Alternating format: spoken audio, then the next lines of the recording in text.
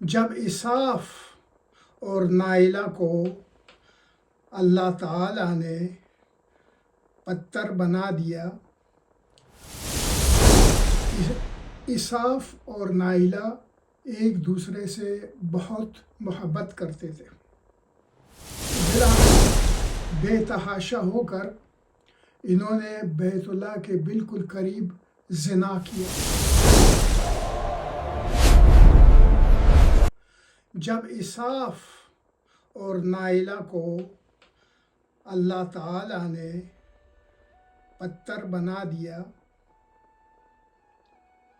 تو آگے اس کی وجہ اس ویڈیو میں ہم جانیں گے۔ اساف اور نائلہ پہلے پتھر کے بت نہیں تھے، جیسے کہ میں نے پچھلی ویڈیو میں ذکر کیا تھا۔ وہ ہماری طرح انسان تھے اور وہ یمن میں رہتے تھے۔ اساف اور نائلہ ایک دوسرے سے بہت محبت کرتے تھے۔ چنانچہ اساف نے نائلہ کے والد کو رشتہ بھیجا، لیکن اس نے انکار کر دیا۔ پھر نائلہ اور اساف نے یہ پروگرام بنایا کہ حج کے موسم میں ہم دونوں مکہ میں ملیں گے۔ چنانچہ حج کا موسم آ گیا، دونوں اپنے وعدے کے مطابق مکہ پہنچ گئے۔ جب مکہ پہنچ گئے تو ایک دوسرے سے وہاں ملے تو بالآخر بے تحاشا ہو کر انہوں نے بیت اللہ کے بالکل قریب زنا کیا۔ جب انہوں نے زنا کیا تو اللہ نے ان کو اس بہت بڑے جرم کی سزا دی۔ ایک تو زنا، جو کہ بہت بڑا گناہ ہے، دوسرا وہ بھی بالکل خانہ کعبہ کے ساتھ، بیت اللہ شریف کے ساتھ۔ تو اللہ تعالیٰ نے ان کو دونوں کو پتھر کے بت بنا دیے۔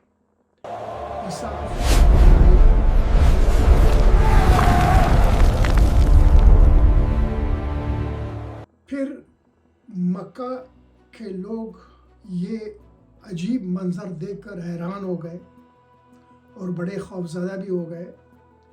تو بعد میں انہوں نے کیا کیا کہ انہوں نے اساف کے بت کو اٹھا کر صفا کی پہاڑی پہ رکھ دیا اور نائلہ کی بت کو اٹھا کر مروہ کی پہاڑی پہ رکھ دیا، تاکہ لوگ انہیں دیکھ کر اس سے عبرت حاصل کریں، کیونکہ ان کو پتہ تھا کہ انہوں نے کتنی بڑی غلطی کی تھی، کتنا بڑا جرم کیا تھا۔ تو صرف اسی لیے کہ لوگ عبرت حاصل کریں تو انہوں نے یہ دو پہاڑوں پر علیحدہ علیحدہ ان کے بت رکھ دیے، تاکہ ہر ایک کو دور سے نظر آئے۔ پھر عمرو ابن لحی، جو اس وقت مکہ کا گورنر تھا یا حکمران تھا، اس نے حکم دیا کہ ان بتوں کو دونوں پہاڑوں سے اتار کر صفا سے بھی اور مروہ سے بھی انہیں لایا جائے خانہ کعبہ کے قریب، یعنی بالکل بیت اللہ کے قریب یہاں رکھ دو۔ چنانچہ لوگوں نے وہاں سے اس کے حکم کے مطابق دونوں بتوں کو اتارا اور لا کر خانہ کعبہ کے بالکل قریب رکھ دیا۔ پھر اس نے یعنی عمرو ابن لحی نے اپنے لوگوں کو حکم دیا کہ یہ بھی ہمارے خداؤں میں سے ہیں، تو تم لوگ ان کی بھی عبادت کرو۔ چنانچہ جیسے کہ لوگ شروع سے اس کے جس طرح حکم مانتے تھے تو انہوں نے اس کا یہ حکم بھی مان لیا۔ تو اسی لیے مشرکین مکہ عصاف اور نائلہ دونوں کی بھی عبادت کرتے تھے. یعنی کتنی جہالت تھی. عرب کتنی تاریکی میں تھے اسلام سے پہلے. وہ دو مجرم، اللہ کے گناہ گار، جنہوں نے کعبۃ اللہ کے قریب زنا کیا تھا اور اللہ نے ان کو سزا دے کر، ان پر غصہ ہو کر ان کو پتھر بنا دیا. اب لوگ ان کی عبادت کر رہے ہیں. یہاں تک یعنی سمجھ سے باہر بات ہے. تو بہرحال عرب اتنی جاہلی میں وہ گرے ہوئے تھے، اتنی تاریکی میں تھے اسلام سے پہلے. پھر عمرو بن لحی جو پہلے وہ سارے بت جو لا کر اس نے کعبہ میں رکھ دیے تھے اور لوگوں کو کہا کہ ان کی عبادت کرو، اور ہر ایک قبیلے کے لیے علیحدہ علیحدہ بت اس نے منتخب کر دیا. پھر ساتھ میں یہ عصاف اور نائلہ کے بت بھی رکھ دیے. اب یہ سب کی عبادت ہو رہی ہے. تو اس نے لوگوں سے کہا کہ تم لوگ تو بیت اللہ آ کر یہاں ان بتوں کی عبادت تو یہاں کرتے ہو، لیکن اپنے گھروں میں تم لوگ کیا کرتے ہو جس وقت تم نہیں آ سکتے ہو؟ اور جو لوگ دور رہتے ہیں وہ ہر وقت نہیں آ سکتے، اپنے گاؤں میں اپنے گھروں میں کیا کرتے ہو؟ تو تم لوگ ایسا کرو کہ یہاں بیت اللہ سے ہر ایک شخص ایک ایک پتھر اپنے ساتھ لے کر جائے اپنے گاؤں میں اور اپنے گھر میں وہاں رکھ دے. جب وہ بیت اللہ نہیں آ سکتا ہو، ان بتوں کی عبادت نہیں کر سکتا ہوں، تو اس پتھر کی عبادت وہاں کرے. چنانچہ لوگوں نے پھر ایسے ہی کیا. سب بیت اللہ سے ایک ایک پتھر اپنے ساتھ لے گئے، پھر ان پتھروں کی عبادت کرتے تھے. یہاں تک جہاں سفر پر بھی جاتے تھے اور کہیں بھی جاتے تھے تو ایک چھوٹا سا بت انہوں نے اپنے سامان میں رکھا ہوا ہوتا تھا. جب عبادت کا جو بھی ان کا مقررہ وقت تھا، اس کے اوپر جو ہے وہ اس کو سامنے رکھ کر اسی بت کی عبادت کرتے تھے. یہ تھی عربوں کی زندگی اسلام سے پہلے. تو ایک دفعہ حضرت عمر ابن خطاب رضی اللہ تعالیٰ عنہ جب کہ امیر المومنین بن گئے، تو وہ کبھی کبھی ایسی مسکرا دیتے، اپنے ساتھ مسکرائے دیتے بغیر کسی وجہ کے. لوگ دیکھتے ان کو تعجب ہوتا کہ امیر المومنین کوئی بلا وجہ ایسے کیوں ہر وقت یا کبھی کبھی مسکراتے ہیں، ایسی کیا وجہ ہے؟ تو ایک مرتبہ کسی نے پوچھا کہ اے امیر المومنین، آپ کیوں بلا وجہ مسکراتے ہیں؟ جب کہ ایسی کوئی بات نہیں ہوتی، بس ایسی آپ مسکرا لیتے ہیں، کیا اس کی وجہ ہم جان سکتے ہیں؟ تو انہوں نے پھر مسکرا کر کہا کہ ہاں، یہ جو میں اپنے ساتھ مسکراتا ہوں، مجھے ایک پرانی بات یاد آتی ہے جو میرے اپنے متعلق. پھر انہوں نے اپنا قصہ بتایا. تو انہوں نے بتایا کہ اسلام سے پہلے جب میں اسلام میں داخل نہیں ہوا تھا، اس وقت تو میں ایک دفعہ مکہ سے باہر جا رہا تھا سفر پر. تو جب میں جا رہا تھا تو میں اپنا بت ساتھ لے جانا بھول گیا. جب راستے میں کہیں رکا اور میرا عبادت کا وقت آیا، جب میں نے دیکھا اپنے سامان میں، تو پھر مجھے اندازہ ہوا کہ میں تو اپنا بت بھول کے آیا ہوں، وہ تو میرے پاس نہیں ہے. اب عبادت کس چیز کی کروں، کیسے کروں؟ تو پھر میں نے دیکھا کہ میرے سامان میں میرے پاس کافی سارا کھجور بھی تھا. تو بعض کھجور جو ہوتے ہیں نا، جو خاص کر مدینہ کے بعض اقسام ایسے بھی ہیں جو کافی یعنی لچکدار ہوتا ہے، یعنی خستہ، بالکل نرم. تو اس قسم کے کھجور ان کے پاس تھا. تو وہ بتاتے تھے اپنا قصہ کہ میں نے پھر وہ کھجور نکالا، اسی وقت بیٹھ کر اسی کا میں نے ایک بت تیار کیا، پھر اس کو اپنے سامنے میں نے رکھا، اس کھجور کے بنے ہوئے بت کی پھر میں نے عبادت کی۔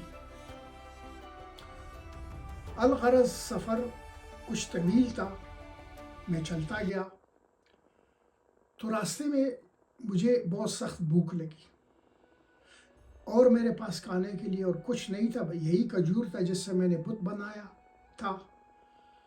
تو پھر میں اسی بت کو کھانے لگا۔ تو ابھی مجھے اپنی اس جہالت پہ ہنسی آتی ہے، میں مسکرا لیتا ہوں کہ اسلام سے پہلے میں کتنا نادان تھا، اور یہ کیسا خدا تھا جس کو میں نے اپنے ہاتھوں سے بنایا تھا اور اس کو میں کھا گیا۔ تو الغرض یہ روشنی جو عرب میں آئی صرف اسلام کی وجہ سے آئی، نہ تو اس سے پہلے عرب سب تاریکیوں میں ڈوبے ہوئے تھے۔ تو اب اس بات کو ہم جاننے کی کوشش کریں گے کہ حضرت ابراہیم علیہ السلام کے زمانے میں صرف اور صرف لوگ اللہ کی عبادت کرتے تھے، سبھی لوگ توحید پر تھے، کوئی یہودیت نہیں تھی، کوئی عیسائیت نہیں تھی، کوئی بت پرستی نہیں تھی۔ بت پرستی تو یہ عمر بن لوحی بعد میں لے کر آیا۔ اب سوال یہ پیدا ہوتا ہے کہ پھر جزیرۃ العرب میں یہ یہودیت اور یہ عیسائیت یہ پھر کس طرح داخل ہوئی، اور پھر فارسیوں کی حکومت پھر عرب کے علاقوں پہ کیسے رہی، یعنی فارس پھر عرب پر کس طرح حکومت کرتے تھے۔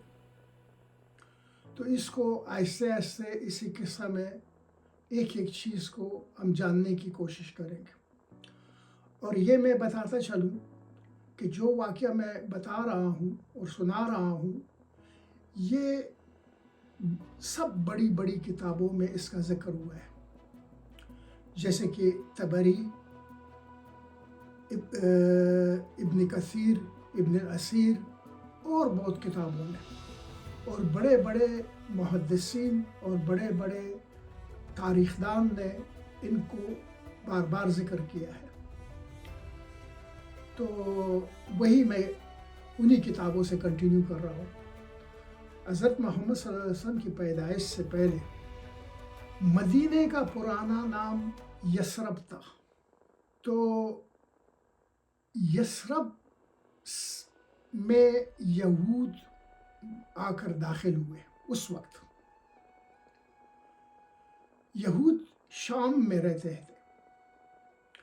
یہودیوں کا اصلی ملک جو ہے وہ شام ہے، تو وہ شام میں رہتے تھے۔ بعد میں وہ یثرب انہوں نے ہجرت کی، کچھ آ کر جو موجودہ مدینہ ہے اسی میں رہنے لگے، اور کچھ قبائل جا کر خیبر میں رہنے لگے۔ مثال کے طور پر بنو قریظہ جو تھے وہ مدینہ میں رہتے تھے، اور بنو ناظر جو تھے وہ خیبر میں رہتے تھے۔ وہ اس لیے آئے کہ مدینہ میں یعنی اس وقت کے یثرب میں کھجور کے کافی باغات تھے، اور اب بھی ہے،